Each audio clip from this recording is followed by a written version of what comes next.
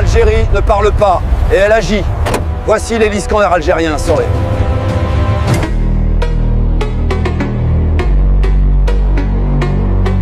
L'Algérie n'est plus seulement sous le regard politique, mais sous le regard militaire du monde entier. Un seul missile a semé la panique au Pentagone, détruisant la légendaire défense américaine Patriot. Comment l'Algérie est-elle devenue le cauchemar de Washington? Et que cache vraiment la version Iskander algérienne? À une époque où les mythes militaires occidentaux s'effondrent, l'Algérie réécrit les règles du jeu. Ce n'est plus un simple acheteur d'armes, mais un partenaire stratégique dans leur perfectionnement. Aujourd'hui, à Washington, une seule question obsède les analystes. La version algérienne de l'Iskander est-elle celle qui a anéanti le Patriot en Ukraine? Ce que possède l'Algérie n'est pas un missile comme les autres, mais une arme de dissuasion capable de bouleverser l'équilibre militaire en Afrique du Nord. Et si nous étions en train d'assister à la naissance d'une nouvelle ère de la dissuasion algérienne?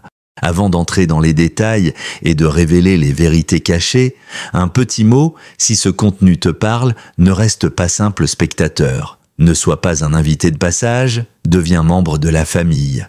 Abonne-toi dès maintenant et active la cloche pour ne rien manquer des prochains épisodes, car la suite sera encore plus profonde, de plus explosive, et pourrait changer ta vision de ce qui se joue en coulisses.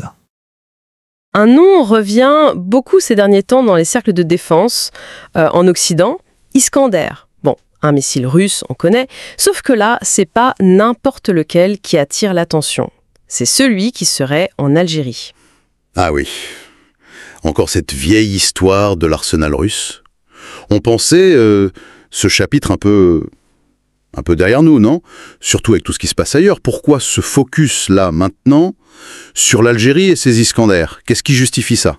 Eh bien, ce qui justifie ça, c'est un événement très précis, assez brutal même, qui s'est passé en Ukraine il y a quelque temps. Un système patriote américain, et attention, pas le vieux modèle, hein, le fleuron, le PAC-3 MSE, la dernière version. Celle faite exprès pour intercepter les missiles balistiques modernes. Oui, et alors? Alors, ce système a été apparemment non seulement touché, mais neutralisé, détruit. Et l'arme qui aurait fait ça, un missile Iskander. Du coup, la question qui tourne en boucle à Washington, à Bruxelles, c'est simple. Est-ce que l'Algérie, qui a des Iskander depuis des années, possède cette version-là, celle qui peut battre le Patriote?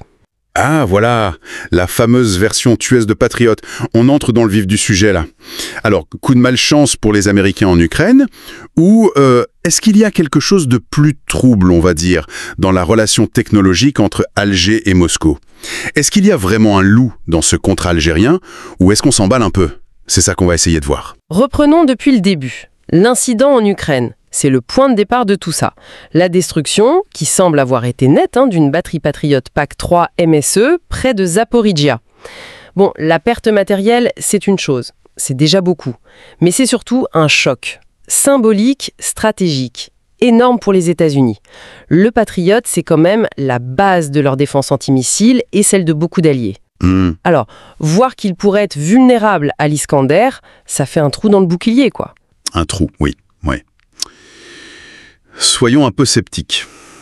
Un coup de chance. Un seul tir réussi.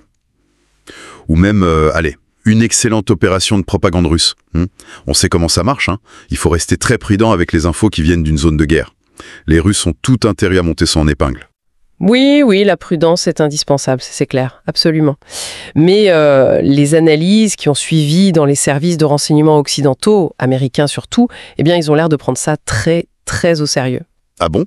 Oui, plusieurs sources qui semblent concorder, parlent pas d'un coup de bol, mais d'une attaque complexe, bien coordonnée, peut-être avec plusieurs missiles, des Iskander, mais aussi peut-être des drones, d'autres choses pour saturer les défenses.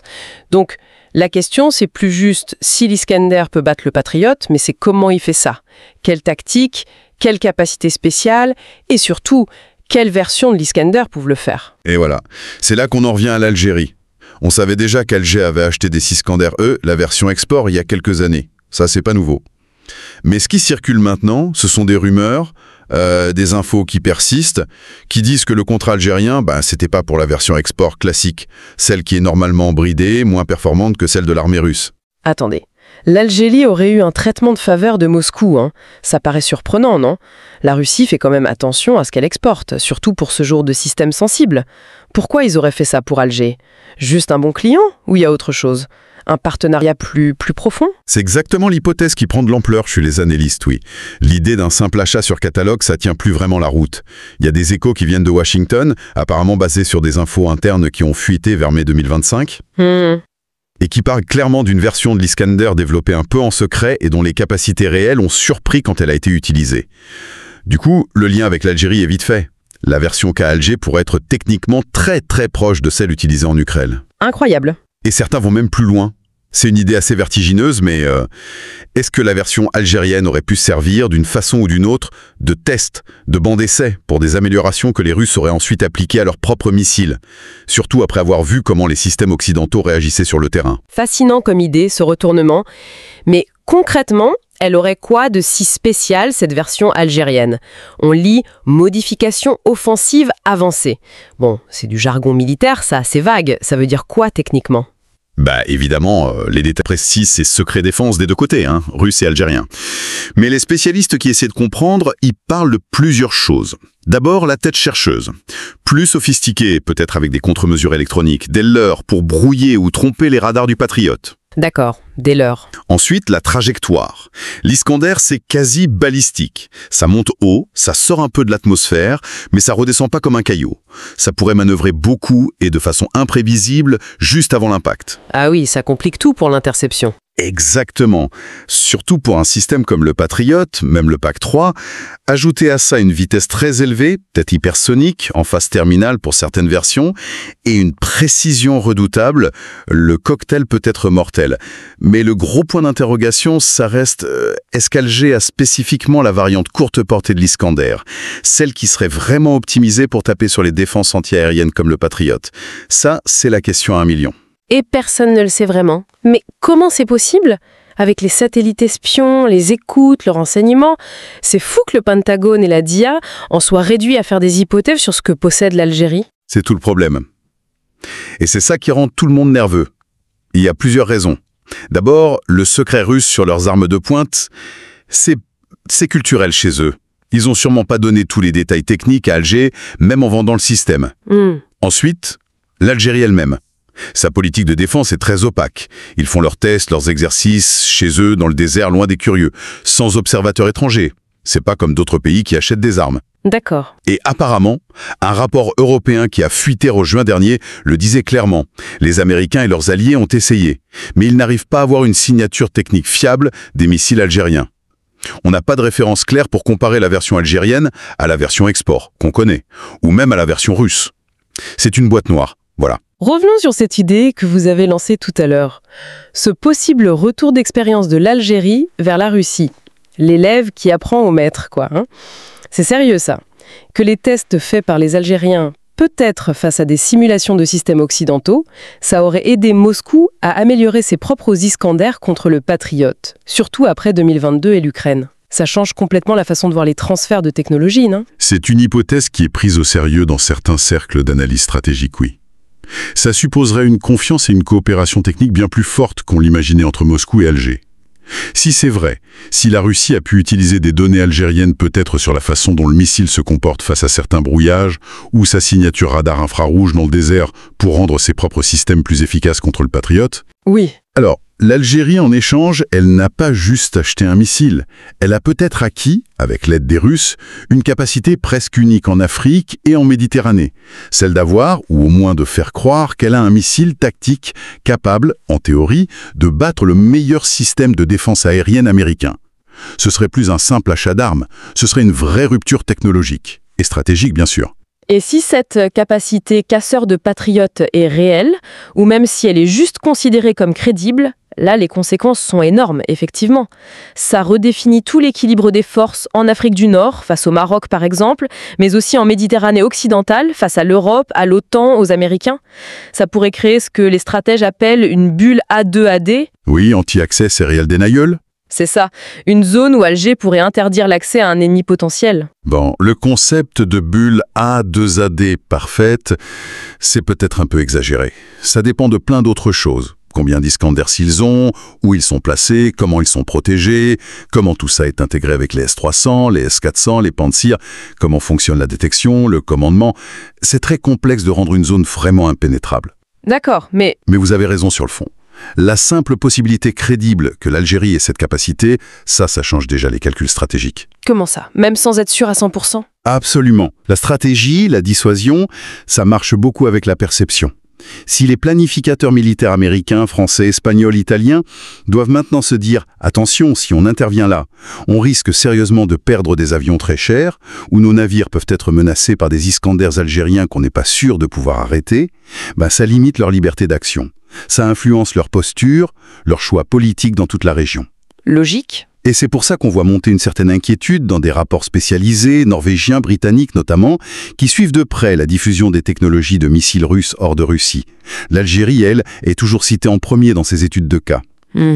Ajoutez à ça les problèmes du Patriot ailleurs, pas seulement en Ukraine, mais aussi la décision d'Israël, très remarquée, de retirer petit à petit ses propres patriotes parce qu'ils seraient moins bons contre les menaces d'aujourd'hui, comme les drones ou certains types de roquettes.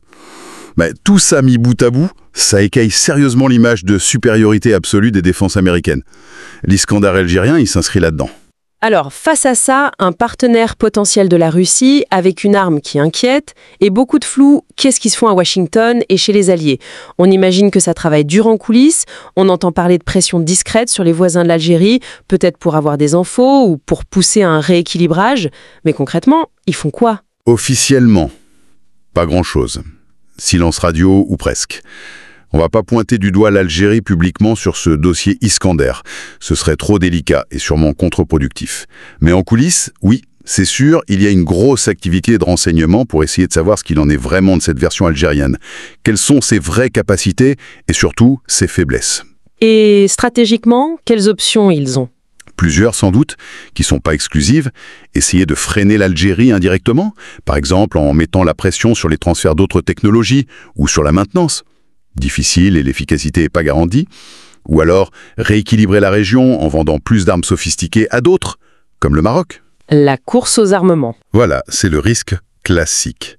Démarrer une course aux armements qui déstabilise tout. Ou alors, troisième voie, accepter que la donne a changé, que cette capacité existe ou pourrait exister et qu'il faut faire avec. Adapter sa propre stratégie, ses propres défenses pour contre cette menace potentielle. C'est peut-être le plus réaliste, mais politiquement, c'est dur à avaler. Et pendant ce temps, pendant que l'Occident se pose toutes ces questions, Alger reste muette, ou presque, sur les capacités réelles de ces Iskanders. Pas de vantardise, pas de défilé militaire avec ça, juste le silence. Et c'est justement ce silence, cette ambiguïté qu'entretient Alger, qui semble inquiéter le plus. Bien plus peut-être que des discours agressifs ou des démonstrations de force. Ce silence, il laisse la porte ouverte à toutes les interprétations, à toutes les spéculations, même les plus pessimistes pour les autres. Ça maximise l'effet dissuasif du système, que ses capacités soient totalement réelles ou un peu surévaluées. C'est une stratégie de dissuasion par l'incertitude. Et jusqu'ici, il la joue plutôt bien. On est donc face à un exemple assez incroyable de la façon dont la technologie militaire, ou plutôt la perception qu'on en a et l'incertitude qui l'entoure, est en train de remodeler la géopolitique dans une région aussi importante. L'Iskander algérien, qu'il soit le frère jumeau de celui qui a frappé en Ukraine ou juste un cousin proche, c'est devenu beaucoup plus qu'une arme. C'est un symbole. Oui, un symbole fort, un symbole du rééquilibrage des puissances qui est en cours, de ce monde qui devient multipolaire, et peut-être aussi un symbole des limites de la suprématie technologique occidentale qu'on pensait acquise pour toujours. Un symbole puissant, c'est vrai, mais dans la portée réelle, sur le terrain, reste dans ce que Clausewitz appelait le brouillard de la guerre, ou ici peut-être le brouillard de la paix armée. La vraie question maintenant, au-delà de la fiche technique du missile, c'est comment cette nouvelle donne, cette perception d'une capacité qui peut tout changer, comment ça influence et comment ça va influencer la tête des décideurs, politiques, militaires, dans tous les pays concernés. Comment ça change leurs calculs, leur envie de prendre des risques, leurs idées de la stabilité dans la région? C'est une excellente question. Ça nous rappelle que sur l'échiquier mondial, la puissance, la dissuasion, la stabilité, ou au contraire l'escalade, ça dépend souvent moins d'effets bruts, vérifiables, que de ce qu'on croit savoir sur l'autre. sur ses intentions, ses capacités, et peut-être encore plus de ce qu'on ignore, et de ce que cette ignorance nous pousse à imaginer.